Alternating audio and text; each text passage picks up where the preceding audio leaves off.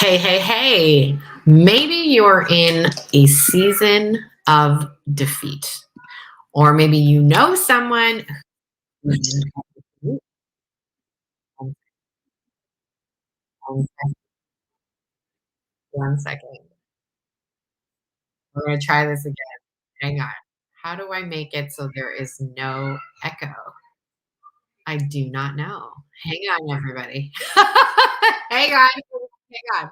There's got to be a way that I can turn this off because 100% you must be hearing it. I feel like you echo. Let me see. Okay, everybody, welcome. Welcome to you watching on YouTube. Welcome to you watching on Instagram. I can hear an echo, so I'm almost if you can hear an echo, why don't you let me know? Let me know. Listening to this. Hmm, echo. Hold on. There we go. I think I saw it. Can you let me know if you're watching this somewhere? If you hear an echo. I think I'm so proud of my ability to navigate that. Okay, we're gonna start it again. Here we go. Here we go. Can you actually hear me? Can anyone hear me? Like, help a girl or help a girl and let me know if you can actually hear me. You can. I We're gonna proceed as if you can hear me. I hope you can hear me. I am cutting out. Okay. But you can hear me. Elaine, you can hear me? This is interesting. I have never done this before. StreamYard, which is the platform that I use, has the ability to go live on Instagram now, but I can hear myself on that Instagram. So I'm hoping this holds. We're going to start again. All right. So to my editor, we're going to have to just edit all that out, but we're going to be fine. All right. Starting again. Maybe you are in a season of defeat right now, or you know someone who's in a season of defeat. Maybe you feel like it's time to start thinking big again. It's time to regroup. It's time to pivot. But it just feels like despair, disappointment, defeat want to steer the ship. If you can relate to any of this, that's what we're talking about today on the Possibility Mom Live. We are talking about what it looks like to dream after.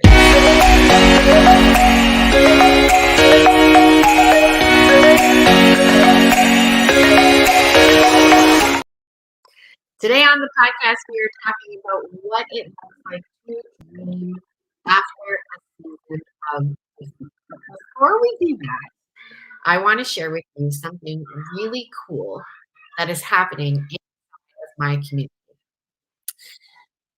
I recently launched something called the TPM Challenge. And not the Possibility Mom Challenge, but it kind of is convenient that TPM works out with my company branding name letters. But TPM stands for Trust the Lord Post for 30 Days on Social Media M Challenge. And I ran this as a part of a social media workshop that I hosted. And it has been so much fun to see what is going on. And my sound keeps cutting out. That is interesting. All right. I am sorry, guys. I may have to end this on Instagram and just keep this going. Huh. Okay, well, we'll just proceed, and I'm just gonna cross my fingers. We're gonna proceed and cross my fingers that this works out okay. I'm curious if there's anything I can do to improve the audio. I'm not really sure. Well, we're just gonna prevail. Okay, so this social media challenge has been so much fun to watch my students go through. And I want to share with you that it is not too late to join me. If you struggle with being consistent on social media, a big reason why I think people are not consistent or struggle with posting about their business online is because they're actually equating visibility with and what this workshop, taught my students, what this workshop can teach you is that visibility does not have to be a threat. We can help your central nervous system understand that it is completely okay to be seen, to be heard, and the act of posting consistently is what's gonna actually help you to train your social media, train your social excuse me, train your central nervous system that social media is a okay. So, I wanna share what some of my students inside of this social media workshop, inside of the TPM challenge, I wanna share with you what they have been up to. And you can follow along by looking at the hashtag TPM challenge. Most people are doing this on Instagram. I wanna celebrate, Jessica Castillo from The Thriving Catholic. She has been consistent inside of this challenge, which is really exciting. I wanna celebrate Carolyn from Collectively Carolyn.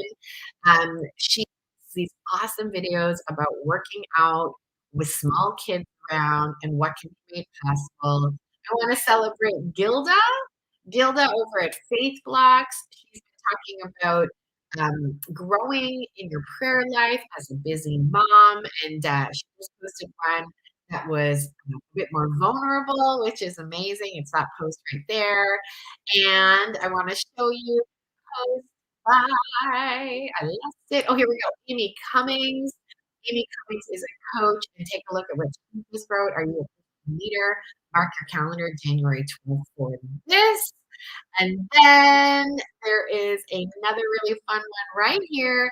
7 tips to tackle life when it's crazy from Keep Joy in the Home.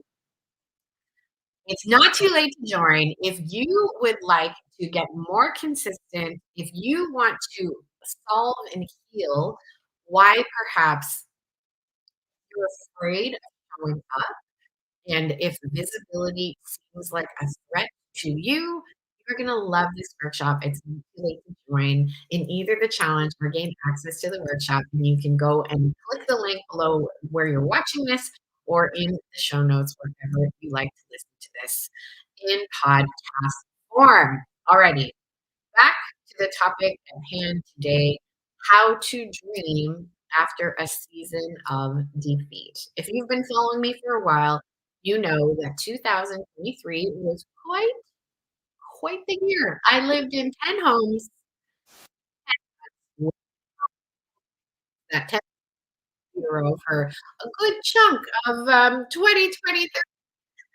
And it certainly, on my very human end, felt like defeat. But of course, from God's perspective, it was very different. In January of 2023, and I've been doing a lot of reflection on this because I created a reel as part of this TPM challenge, as part of being, the student who goes first, the leaders go first. As part of doing this challenge myself, I created a reel with highlights of the entire year. And I just couldn't help but get very emotional when I was looking at my face in January of 2023. I was in no place to dream. There was no dreaming. There was just survival back then. We had left our beautiful home of Ave Maria, Florida, where we lived for 3 years due to a myriad of circumstances, and came back to my land of Toronto, Canada, and found myself living out of many boxes in my mom's basement. And we just had situation after situation continue to, I'm going to call it, feel like, beat me down.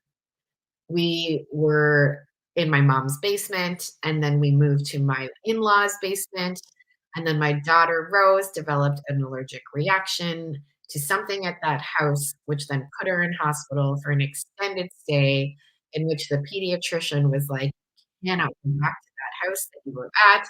We had to then immediately find housing. And when you try to immediately find housing for a family of 9, 11 actually, including me and my husband, you can imagine it's not exactly inexpensive or even easy. And so it was just a series of events where we felt like we were in constant survival mode. And I'm just gonna be straight up honest. I continued to show up. I continued to do work. I continued to do my very best. And I would say that I fared fairly well. There were lots of times that if you've been following me for a long time, you know a lot of times where I was and where I did not feel like and yet we did. But I started to notice a shift as things settled down for us physically. I would say interiorly, I had to learn how to settle down, if you know what I mean. So meaning I couldn't stay in constant crisis in my interior. I had to learn through spiritual direction, through the therapy that I sought out, through the coaching, through the friendship, through the mentorship, through all the things. I had to figure out a way to cope interior.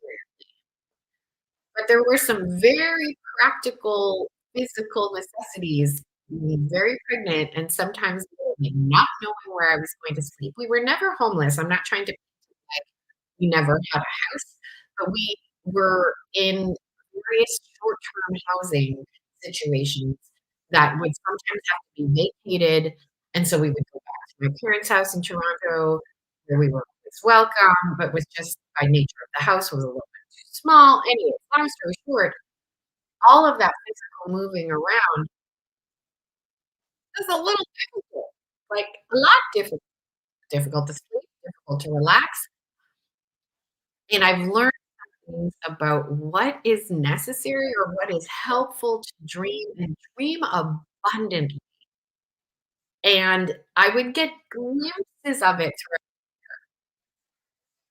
I never stopped dreaming, I would say, because I just don't think that that's, like, possible for me. I'm always thinking of, potential. I always wanna realize the vision. I learned that about myself in my MCODE assessment when I took that assessment. I always wanna realize the vision. And so I wouldn't say that I stopped dreaming altogether, but what I would say that happened in the very much the first 3 quarters of 2023 was there was very little activity, and even the activity of writing out dreams. So I might have thought things in my head. I might have gotten excited about a new idea, for example, for the business or a new idea for my family. And of course, I did. We did all kinds of things in the business. I took a live event in Toronto, did another iteration of the mastermind. Like we created a brand new, beautiful success path for my mastermind. So certainly some things were put into place. What I would say is for the majority of 2023, there was a reticence in certain areas. There was a reservedness in certain areas, and I would say that was because of self-protection. I was so afraid to dream, especially in the more personal areas of my life, like concerning my family. I was so afraid to dream because I didn't wanna be disappointed. I was so afraid to dream because just so many things weren't working out. So I was kinda like, "Well, if I just keep the barrier or the yeah, keep the beams, really low, then I won't be disappointed," right? And then I'm not I mean, I noticed something shift obviously as a result of, naturally when you're kind of in a house and you can settle down a little bit, like you're not living out of boxes, you're not living out of suitcases. I lived out of a suitcase legitimately for approximately 2 months, I wanna say, when my children enrolled in school and we still didn't have permanent, longer term housing. It's just I think only naturally, like, when you're constantly in movement and when that movement involves other people that you have to take care of, there was just not a lot for sitting and thinking and expanding. And even days before we've become fast friends with the family here in the new community that we're in, and they had gone through, something a little bit, similar when it came to housing. They had left a house and come to a new house, similar to us for the school community, and so we've traded lots of stories of what that's and they were over just a few weeks ago, so not too long ago, like, truly, not too long. I felt the shift happening once we settled into a house, but even just a few weeks prior to here, had this lovely family over, and I was pulling up a set of reflection questions, that a friend of mine had given me to just think about 2024 and goals and dreams and thinking ahead. And I was trying so hard to be present, and there were some questions that were really easy to answer, and I think she picked up on it, and she asked me a question, you know, if you could if you could dream where you wanna be in a year, what would that look like? Like, what do you want your life to look like, your business to look like, your health to look like, all the things to look like in a year? And I was like, "I don't know if I can even answer that." And I just got really close with her. I was like, "I don't wanna be disappointed if I come up with something cool. I don't wanna be disappointed."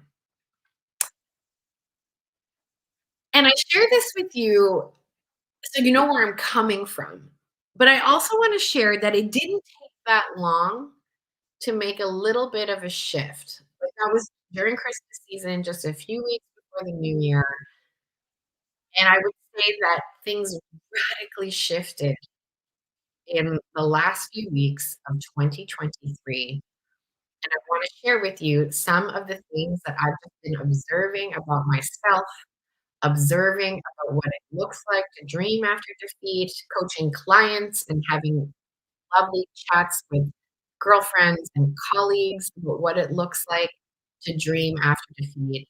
And I invite you to take them, modify them, reflect on them, share with me what works for you when you've been in similar seasons of what you might call defeat. What does it look like for you to dream after defeat? All right, here we go. I did put in order of what I think needs to be done first, but I would say that you can mix these up a little bit depending on what's going on in your central nervous system at any given time. So here we number 1, my number 1 strategy for dreaming after a season of defeat is you need to get regulated. Okay, you have heard me talk on this podcast about the central nervous system and how much I learned about the central nervous system, my own central nervous system, and that connection to functioning as a human being. I know that might sound a little bit extreme, but that is just the case. It is very difficult. I might even say, not even, no, I'm not gonna say it's impossible, but it's definitely difficult to dream when you are in fight, flight, or freeze. And I think it's, I wouldn't say that this is the scientific answer. This is my anecdotal experience, but I don't think this contradicts the scientific answer.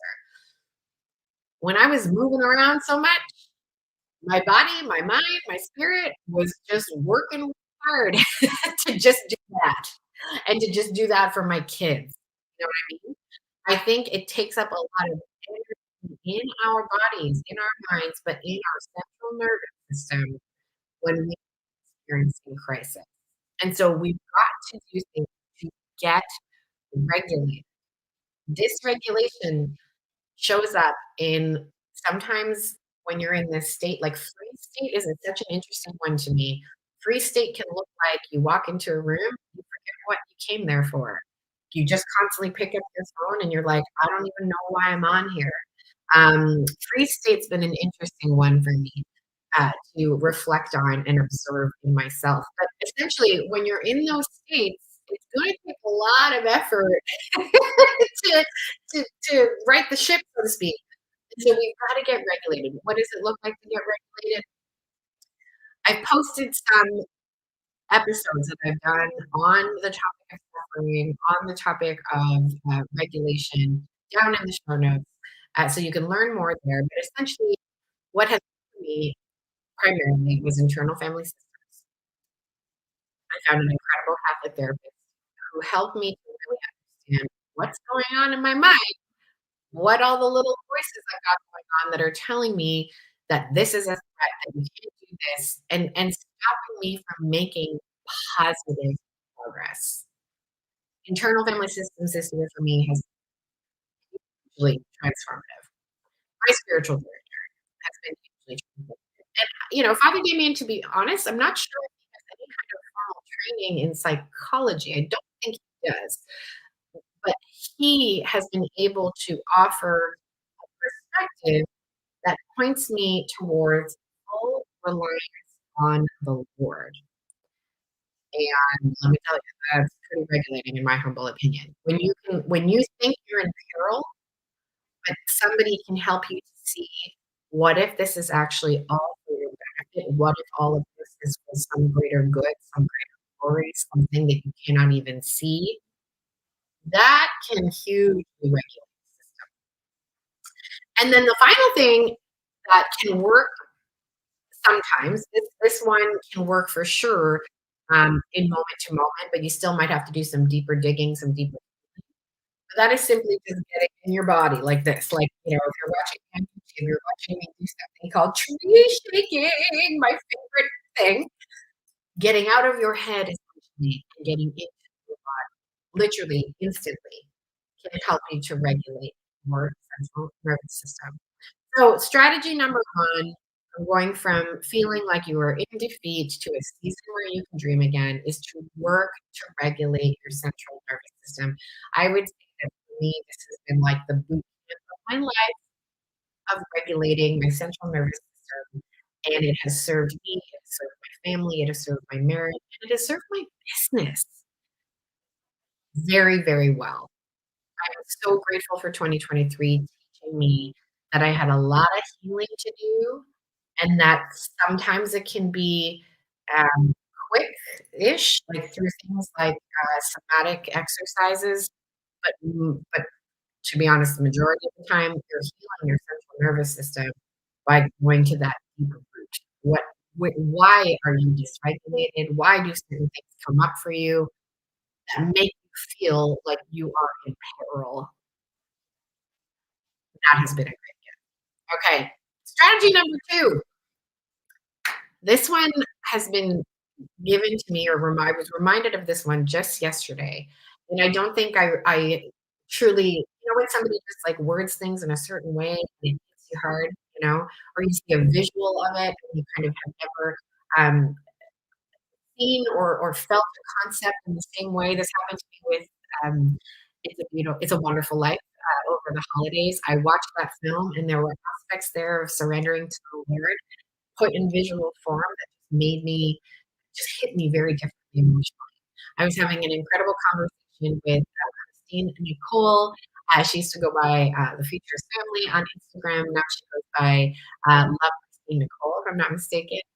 And we were talking about suffering, we were talking about struggle, and she reminded me of this truth, and that is to remember who God is, and that He is good.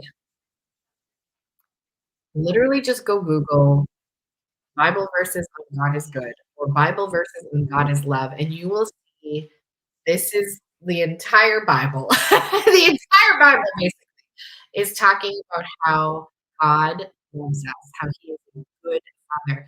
If we can believe, if we can accept the premise God is good, that He is good, then it's only natural for us to conclude that the things that He allows are not punishment, are not to beat us down, but they are for our good and for our benefit. And so for me, this is number 2, because when you are in fight, flight, or freeze, it might be a little difficult for you to turn toward the Lord.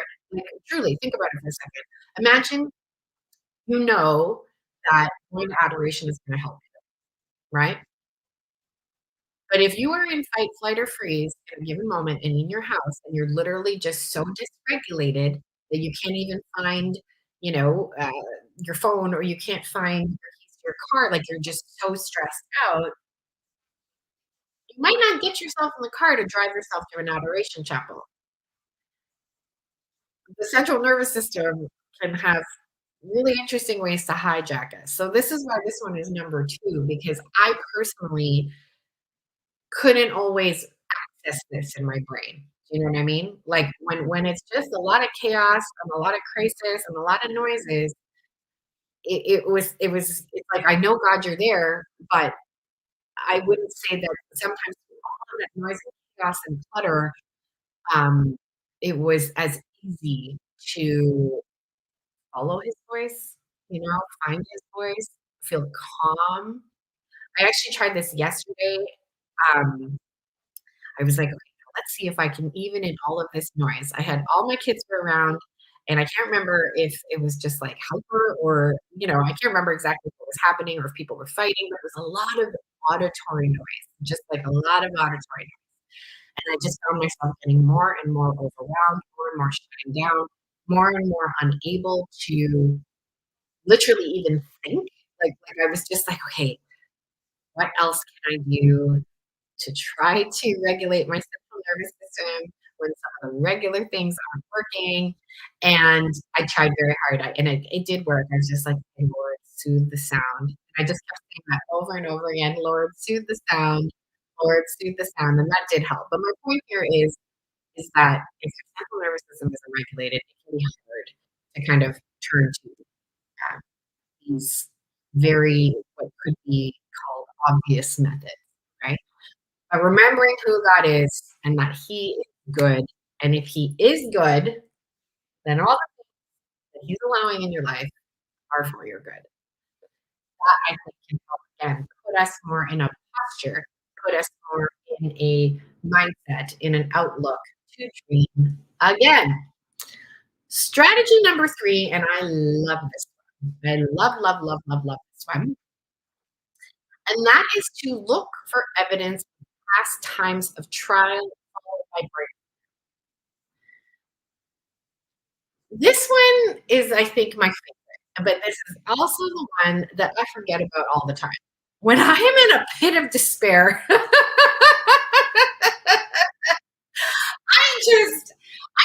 don't know what happens to me. Like, I throw all memory, I throw all, like, to be frank, like, critical thinking, it can all just go out the window completely when I'm in the pit of despair. And so I've had to kind of build in some really simple things. I have a file folder on my computer called Yay Lisa. Like literally, I have an album on my phone that is suffering, like things to look at when I'm in a time of suffering. They're images, they're pictures, they're saint quotes, they are Bible verses, they are things my spiritual director has said. I have a screenshot I'm looking on my computer of an IFS exercise that my therapist gave me. Like this, I and I really and that's what triggered this conversation very much was making this reel at the beginning of 2023. A time of recording, we're January 5. This is only 5 days ago, you guys. I'm only 5 days ahead of this. I was looking at my face. I was looking at my beautiful face and what I looked like in January 2023 and the challenge and the pain and the frustration, like I could see it. And looking at my face now in 2024, and I was just like, wow, like you made it. You did it. Lisa, you did it. We need these constant reminders. We need these constant reminders that life is up and down, and that is just a reality. You can't change. My spiritual director reminded me of this, and one of my clients in my mastermind, Jen, she has this beautiful, like, she uses this phrase a lot too. It's just this notion that the resurrection and the crucifixion, they come cyclically in our church calendar. And my spiritual director, he really reminded me, he was like, even look at the number of days that are penitential versus celebratory. There are more days of resurrection and celebration baked into the Catholic Church calendar than there are times of pain and penitence. And I just like we got to remember that it's every crucifixion, with every death, there is a resurrection, and that it can come back, and it will come back. And so let's remind ourselves with evidence, like literal evidence. When was a time when something didn't work out or you felt like it was defeat, but that you came back again and a new dream emerged and a new thing emerged? Look for evidence. Give your brain all of that evidence. Strategy number 4 is a question that I love asking my clients. I love asking the moms that I coach. And this is a really good one for me. And that is, what's the worst thing that can happen? This might sound pithy to some of you, but for me, this is a truly cut through the noise, clarifying question that puts my brain in a place of creativity. So let me unpack that for you. I'm reading this book right now, 10x is better or easier than 2x by Benjamin Hardy and Dan Sullivan. I love this book. But it's really stretching me because it really argues that you should be thinking for the impossible dreams, right? And I've heard different things about this. I've heard that for some people, looking ahead to that impossible dream is actually way too dysregulating for their system, and so it's easier to look at the smaller dream. And there's a lot of truth to that. So I've often heard different things about impossible dreaming that I kind of just have amassed over the years.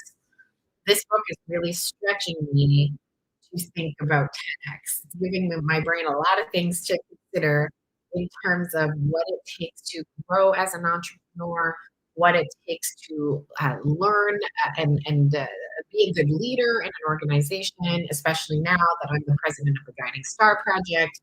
I just feel like it's my duty to all of our donors for me to be the best possible leader that I can. And so, what's the worst thing that can happen? I was reading this book and I was just like, man, if we could grow, I'm talking specifically about a goal for Guiding Star. If we could just grow to this level of, if these things could be made possible so that I could grow the team in this way, wow, then we would be at 10x, right? And I just found myself immediately being like, "No, don't go there. Don't go there. Way too hard. That's way too hard. That's way too like lack of control. That's way too much chaos. That's way too much fundraising. There's no way." Like my brain just sort of immediately went to this place of like, "Don't go there. Don't go there. Go to what is practical. Go to what you actually can achieve." And again, there is some benefit to making sure that you actually achieve goals, of course. But I'll ask myself the question, what's the worst thing that can happen right now if you dream about that 10x version? What if tomorrow somebody gave you $1 million? Truly, that was one of the things. I was like, I think I would need $1 million to achieve the goal. $1 million would have to be in my bank account to achieve some of these goals, to fund some of these goals, right? And again, my brain was sort of shutting down and looking very practical, looking very realistic. I asked myself the question, what's the worst thing that could happen if you dreamed up $1 million? If you looked for the ways that $1 million could actually land in Guidance Stars bank account? Like what is the worst thing that will happen? And my brain went to, well, you might have a plan, like you might create a plan. You might pursue some of the connections and conversations that will get you to $1 million worth of thing. And then you might not get it, but you'll have a plan. And my brain is like, "Oh, that's actually a lot better than where I'm sitting right now."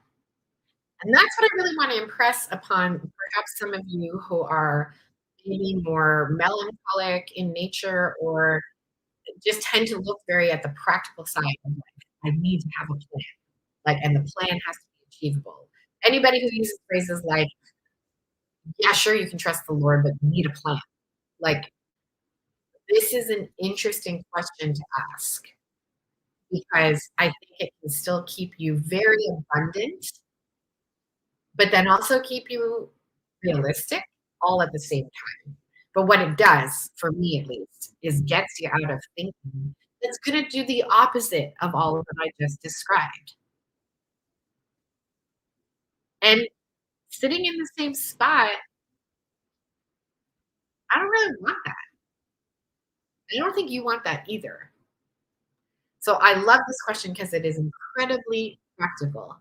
What's the worst thing that can happen? Present that to your brain and just see if it actually just shifts you into a bit more problem solving, a little bit more creative, a little bit more nudged in the right direction and action oriented. Strategy number 5 for dreaming big again after a period of defeat, and that is to go to sleep. I know this one might sound funny, but go to sleep. Like, just we can't think very well, frankly. It can be difficult to think clearly and to trust your emotions and to even trust your thoughts when you're really, really tired. And so just going to sleep and being like, Lord, I give it to you tonight. Give me the strength to tackle this tomorrow. I've done what I can today. Sometimes this is like just the most simple strategy. And then the final one that I want to offer you today is to just get tactile. So, meaning move. Father Alan McDonald, for those of you, my fellow Canadians, you might know Father Alan McDonald from the Companions of the Cross. He's got a YouTube channel.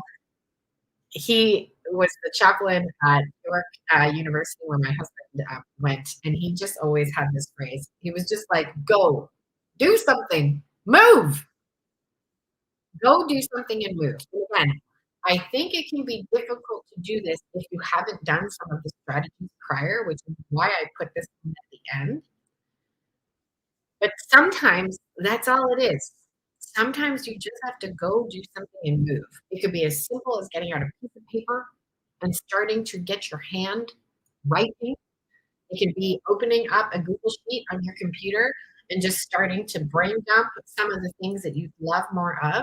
I think sometimes we're reticent to even like moving to that area because again, like all the things that I shared with you that I went through in 2023, you might be afraid you don't get it. You might be afraid that it looks totally different, and so you don't even want to dare to dream. But again, I go back to that question. Number 4, what's the worst thing that can happen? What is literally the worst thing that's going to happen by you dreaming again? Like, you're definitely not going to be worse off. Okay, listen to my words. You are definitely not going to be worse off because even if it doesn't happen, so what? Like, you literally like, all you did was you spent a little bit of time writing these down on a piece of paper, and I bet you anything that's gonna put you into a mindset, a framework, a physical ability to think bigger and dream bigger and start to take those small steps that might be necessary for you to get to this next version, this future version of yourself, this person that is here, but the Lord is revealing every day to you and to those around you. There's this phrase by this beautiful woman, and apologies to Marshawn that I can't seem to remember to memory her full name, but she's got 3 beautiful names. Her first name is Marshawn, marshawn.com, and I listened to her on a presentation use this phrase, living in alignment with our assignment. I just obsessed with it. Living in alignment with our assignment. Sometimes the assignment changes, and that's okay. It's okay for you to grieve that you're now on a new assignment. It's okay for you to be disappointed that there were parts of the previous assignment that you loved, that you enjoyed, that you benefited from. But there's no reason to believe that this new assignment can't be just as good, can't be just as amazing but for different reasons that the Lord is still revealing to you right now as we speak. Whew,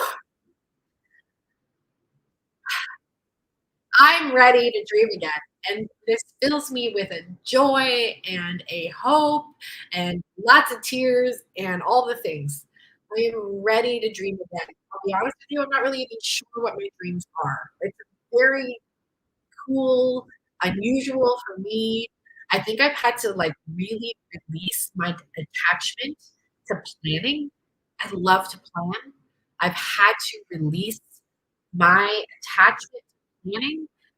Um, and so it's interesting because I'm walking into even the processes that I have in my life for planning, for dreaming, for scheming.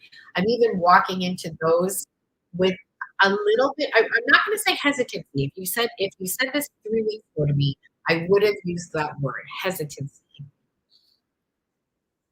But when I'm walking into these frameworks, these workshops that I've created in the past that I have at my disposal that my clients get to use, when I'm walking into them for myself, I'm walking into them with greater surrender. I'm walking into them with this understanding that, Lord, you've given me an intellect, you've given me creative abilities, you've given me agency, you've given me a will, and you've given me a specific mission. I'm going to use these tools now and still like use them and use them with abandon and use them full throttle. I'm going to use the word full throttle. I'm going to really use them and really use these tools. Whereas about 3 weeks ago, I think I would have been like, nope, I'm just going to keep that over there. I do not want to be disappointed. I don't want to use that tool because I don't even know what it looks like to be abundant anymore. Honestly, I think I would have said that 3 weeks ago. And now I'm just like, bring it on, Lord, because you have shown me that even in a year that I felt as defeat, I'm coming out knowing you, loving you, trusting you so much more. I like myself better. I like my face when I look at it better. And so I'm going to walk in using these exact same tools that I've developed for my clients with an incredible amount of surrender. And that's my invitation to you as well. Use the tools. Use whatever tools you want. Use whatever tools you want. But use them with this spirit, with these Beth Bubick, I quote her all the time, with loose hands. We can use the tools and grip them tightly and be like, I have to get this perfect. I have to follow the tool perfect. I'm reminding people in my social media challenge also, don't worry so much about the rules. Just start posting, like just start going, right? And we can just with such fierce, fierce um, grip, hold on to these things. And the invitation is to hold them with loose hands. If you're looking for a tool, I want to invite you to join me inside of my Wealth Without Guilt community. Once a month, I open up coaching to my entire community. There's a level that is weekly coaching, and then I've got my highest level, which is the mastermind that I host with Stephanie Donahue, where members get basically unlimited access to me and Stephanie. It's a virtually unlimited one-on-one access. Like it's so much fun. I open up once a month a big live coaching live, like big business coaching live tomorrow, or excuse me, Monday, January 8th at 2 p.m. Eastern. I'm going to be offering my strategic planning workshop. This is a workshop that I recorded a few years ago, and it is available as soon as you join Wealth Without Guilt. But I'm going to be delivering it live during my group community coaching call. And so when you join me inside Wealth Without Guilt, you'll get access to the recording of it so you can start in advance. You can just show up live. Show up live. I will coach you live. I will help you get out of the blocks that are holding you back from moving forward. I will help you with regulation. I will help you with the practical strategies that perhaps you're just lacking right now. Sometimes a big part of our dreaming and not being able to achieve it is just skill, right? And so I want to invite you, if you would like a tool and you would like it to be led by somebody who understands surrender, who understands that we can have a tool, but that we can also hold it all loosely and give it back to the Lord and just say, Lord, like, let me live in alignment with your will You've given me some skills, and I think this is where you're leading me, but may this all be in complete alignment and abandonment to your holy will for my life, because what do I know over here? I wanna live in alignment with your will. And speaking of getting tactile, having a very special guest on, I'm so excited. Michelle Widmer-Schultz is coming on. Michelle is the wife of Andreas Widmer, who many of you might be familiar with. He wrote a book called Principled Entrepreneurship. Forgive me, that's not the full title. It's like a whole bunch of other words. It's a beautiful, there's like watercolor blotches on the cover. I can picture it. And speaking of picturing, she is going to help us learn a tool called mind mapping. Some of you might understand what that means, where you take like a word, you might put it in a little bubble, and then there's a whole bunch of things that you connect to it.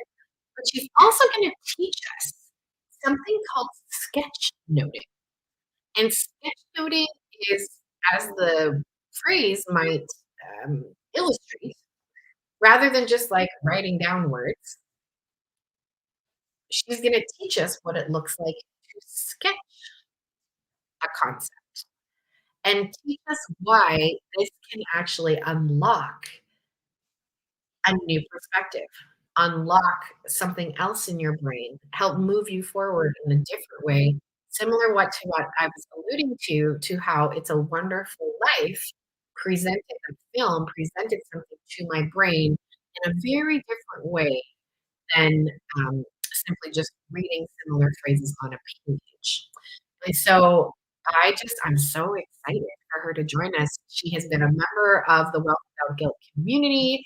I am obsessed with her husband's writing. He's a professor at the Catholic University of America in the entrepreneurial school. And oh my gosh, I'm so excited for Michelle to come and add this dimension that's never been taught before. But you've got to come live if you want to actually ask her questions and get the full benefit of the experience of doing this together in real time. You can join me inside of Wealth Without Guilt by clicking on the link below. Wherever you are watching this, go to the link in my bio on Instagram or go look at the notes for this experience. I should know this off the top of my head. It's the website for you to join. What is the website for you to join? Hold on, it is learn.thepossibilitymom.com/WWG. Learn.thepossibilitymom.com/WWG. That is how you can join the community. You can join me for $49 a month. This is access to my entire library, my entire business brain and motherhood brain, like all with a Catholic lens, inside an online portal with once a month live coaching. I'll coach you on life and in business. Live coaching once a month. I'm so excited to bring Michelle Widmer on for mind mapping and sketch noting, which I've never done before. My friends, let's continue this conversation. I've got a post on Instagram where I shared some of these strategies, and I want to hear from you. What has worked for you personally when it comes to dreaming after a season of defeat? I love you. Love being here. I'm grateful that you give me the space, that you allow me or invite me, take up a bit of your day. I'm so grateful because it allows me